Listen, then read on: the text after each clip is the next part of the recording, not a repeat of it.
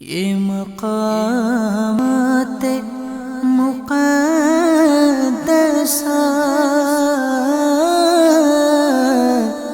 یہ مقامات مقدسہ اللہ والوں سے ہیں جو وابستہ،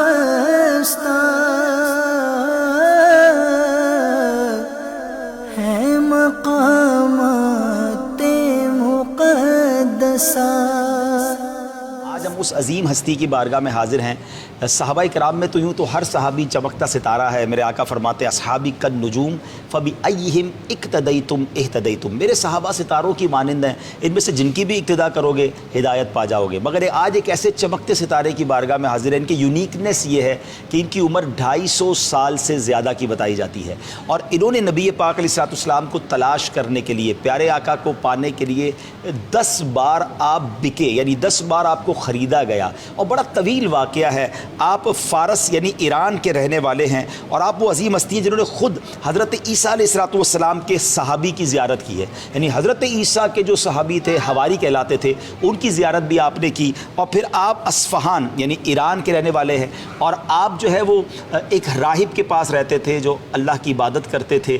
جب ان کا انتقال ہونے لگا تو آپ نے پوچھا کہ اب میں کہاں جاؤں؟ انہوں نے ایک اور ملک میں کسی نیک شخص کا بتایا، ان کے پاس گئے، ان کے ساتھ زندگی گزاری، ان کا انتقال ہونے لگا کیونکہ آپ کی عمر تو طویل تھی، تو ان سے پوچھا اب میں کہاں جاؤں؟ تو انہوں نے دنیا کے ایک اور کونے کا راستہ بتایا کہ وہاں جائیں، وہاں ایک نیک شخصیت ہے، تم ان کے ساتھ رہو، کیونکہ اس وقت اللہ کے نبی علیہ السلام تو تشریف نہیں لائے تھے، تو لوگ بت پرستی کی طرف اور غلط کاموں کی طرف تھے۔ تو آپ یوں سمجھیے کہ اللہ وحدہ لا شریک کو رب مانتے تھے، اور آپ ان تمام چیزوں سے اپنے آپ کو دور رکھتے تھے۔ بہرحال ایک ایسی شخصیت کے پاس پہنچے کہ جب آپ نے ان سے کہا کہ اب میں کہاں جاؤں، تو انہوں نے کہا کہ اب تو دنیا میں کسی ایسے کو نہیں پاتا کہ جس کے پاس تم جاؤ، مگر یاد رکھنا کہ ایک شہر ہے جس کے انہوں نے نشانی بتائی، جس کو آج ہم مدینہ کہتے ہیں، کہ وہاں پر اللہ کے آخری نبی ہجرت کر کے آئیں گے، کسی طرح اگر تم ان کا زمانہ پالو تو ان کے پاس تمہیں ہدایت ملے گی اور ان سے برکتیں ملیں گی۔ تو اب آپ نے لوگوں سے معلومات شروع کی، تو ایک قافلہ جو ہے وہ یوں سمجھیے کہ آج جس کو ہم مدینہ کہتے ہیں اس شہر کی طرف جا رہا تھا۔ آپ نے قافلے والوں سے کہا کہ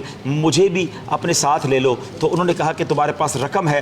آپ نے کہا رقم تو نہیں ہے۔ کہا رقم نہیں ہے تو ہم تمہیں ساتھ نہیں لے جا سکتے۔ تو آپ نے کہا مجھے غلام کے طور پر خرید لو۔ اللہ اکبر، اپنے آپ کو فروخت کر دیا مدینے جانے کے لیے، اور پھر مدینہ منورہ پہنچ گئے۔ اب وہاں پر یہ انتظار کرنے لگے، مگر چونکہ اپنے آپ کو بیچ چکے تھے، تو جو آپ کا مالک تھا آپ سے اتنا کام کرواتا تھا کہ آپ خود فرماتے ہیں کہ میں بہت دور سے وزنی پانی کی بالٹیاں کہہ لیں اور اس زمانے کے جو بھی برتن تھے میں اٹھا کر لاتا تھا کہ میری کمر جو ہے، یعنی آپ کی کمر کے بارے میں آتا ہے کہ وہ جھک گئی تھی اور بہت زیادہ آپ کمزور ہو گئے تھے۔ درختوں پر چڑھ کر کھجوریں اتارتے تھے۔ ایک دن ایسا ہوا کہ اچھا آپ کی بات بھی کوئی نہیں سمجھتا تھا، آپ کو فارسی آتی تھی اور اس جگہ پر عربی بولی جاتی تھی۔ آپ کہتے ہیں میں کسی سے بات کرتا مجھے کوئی جواب بھی نہیں دیتا تھا۔ پھر ایک خاتون وہاں سے گزری جو آپ کی زبان سمجھتی تھی، تو آپ نے ان سے پوچھا کہ کیا یہاں پر کوئی ایسی نئی چیز ہوئی ہے، کوئی ایسی شخصیت ہے جو یہاں پر تشریف لائے ہیں؟ تو انہوں نے بتایا کہ ہاں، مکے سے ہجرت کر کے ایک عظیم ہستی یہاں پر آئی ہیں، اللہ کا اپنے آپ کو نبی بتاتے ہیں۔ آپ بہت خوش ہو گئے۔ اچھا، جس راہب نے آپ کو اللہ کے آخری نبی کی نشانیاں بتائی تھیں، 3 نشانیاں بتائی تھیں کہ جب ان کو صدقہ پیش کیا جائے گا وہ تناول نہیں فرمائیں گے، ہدیہ دیا جائے گا تو وہ اسے کھا لیں گے، اور تیسری ان کی دونوں کاندھوں کے درمیان کبوتر کے انڈے کی طرح ایک مہر نبوت ہوگی۔ یہ 3 نشانیاں تھیں۔ بہرحال پہلے دن وہ پیارے آقا علیہ السلام کی بارگاہ میں پہنچے اور پیارے آقا علیہ السلام کو کھجور کی ٹوکری پیش کی اور عرض کیا حضور یہ صدقہ ہے۔ تو پیارے آقا نے صحابہ کو دیا، خود نہیں کھایا۔ پہلی نشانی پوری ہو گئی۔ دوسرے دن پھر وہ ایک ٹوکری لے کر گئے اور کہا حضور یہ ہدیہ ہے۔ پیارے آقا نے خود بھی تناول فرمایا، صحابہ نے بھی تناول فرمایا۔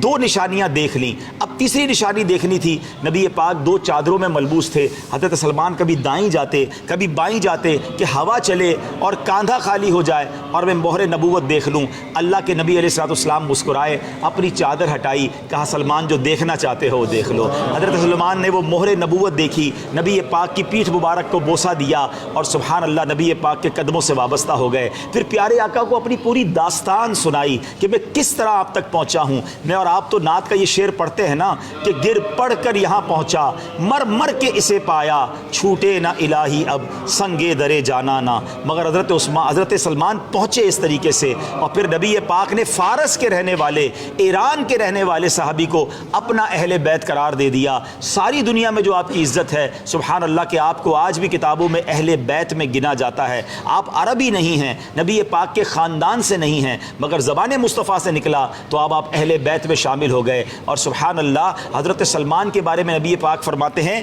کہ جنت 4 لوگوں کی مشتاق ہے. اب ذرا سوچئے کہ جنت جانے کے ہم سب تمنائی ہیں, ہم سب مشتاق ہیں, مگر وہ کیسی ہستیاں ہیں جن کے لیے جنت مشتاق ہے. اللہ کے نبی فرماتے ہیں میرے 4 صحابہ ہیں جن کے لیے جنت مشتاق ہے, حضرت علی, حضرت عمار بن یاسر, حضرت سلمان فارسی اور مقداد بن اسود. اللہ اکبر, یہ 4 ہستیاں وہ ہیں جن کی جنت مشتاق ہے. ایک اور جگہ نبی پاک فرماتے ہیں رب عز و جل 4 لوگوں سے محبت فرماتا ہے, اللہ محبت فرماتا ہے, اور وہ 4 کون ہیں؟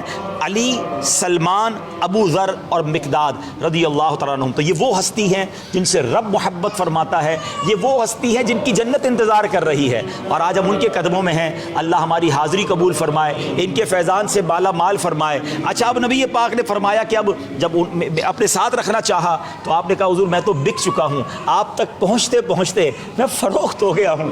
اللہ کے نبی نے فرمایا کہ اس کی قیمت معلوم کرو. تو جو آقا تھا وہ کہتا ہے 300 کھجور کے درخت چاہیے جو پھل دینے والے ہوں, اور 40 اوقیہ سونا چاہیے. یہ بہت بڑی قیمت ہے ناظرین, اور کھجور کے درخت کئی سال بعد پھل دیتے ہیں. مگر میرے آقا کا معجزہ دیکھیں, صحابہ, پیارے آقا صحابہ کے ساتھ جاتے ہیں اور مل کر درخت لگاتے ہیں, اور اللہ اکبر وہ درخت چند دنوں میں بڑا بھی ہو جاتا ہے, پھل بھی دینے لگ جاتا ہے. اور یہ نبی پاک کا معجزہ بھی ہے. جو 80s میں 90s میں مدینہ شریف گئے ہیں انہوں نے حضرت سلمان فارسی کا وہ باغ بھی دیکھا ہوگا جو اب تک موجود تھا. اور نبی پاک نے پھر سونا جمع کیا صحابہ کرام سے, اور 40 اوقیہ سونا بھی حضرت سلمان فارسی کی قیمت ادا کی, اپنے غلام کو گویا خریدا اور اپنی غلامی میں شامل کر لیا. آپ تو عظیم ہستی ہیں کہ آپ نے غزوہ خندق کا آئیڈیا دیا تھا, اس سے پہلے کسی اسلامی جنگ میں خندق نہیں کھودی گئی تھی, مگر آپ نے نبی پاک سے عرض کیا کہ حضور ہمارے یہاں اس طرح کیا جاتا ہے, تو پھر ٹنل بنائی گئی, اس میں آگ لگائی گئی, اور یہ آپ کی اسٹریٹجی تھی کہ جس کی بنا پر غزوہ خندق ہوئی. اللہ اکبر. اور غزوہ خندق پر مدینہ پاک میں جائیں تو آج بھی مسجد سلمان فارسی موجود ہے جہاں پر آپ کا خیمہ لگتا تھا, اور آج ہم حقیقی طور پر حضرت سلمان فارسی کے قدموں میں موجود ہیں. اللہ کے نبی نے ان کو اہل بیت میں شامل کیا. ہم اللہ کے نبی کی بارگاہ میں عرض کرتے ہیں کہ ہمیں اپنے غلاموں میں شامل فرما لیں, کیونکہ میرے آقا کی زبان سے جو نکلتا ہے وہ ہو جاتا ہے. اللہ نبی پاک کی سچی غلامی عطا فرمائے, سیدنا سلمان فارسی کے فیضان سے ہم سب کو مالا مال فرمائے. اچھا, یہاں ایک اور بات سیکھنی ہے. انہوں نے سینکڑوں سال کوشش کی, انہوں نے اپنے آپ کو فروخت کیا تو ان کو ایمان ملا, نبی پاک ملے, ان کی غلامی ملی.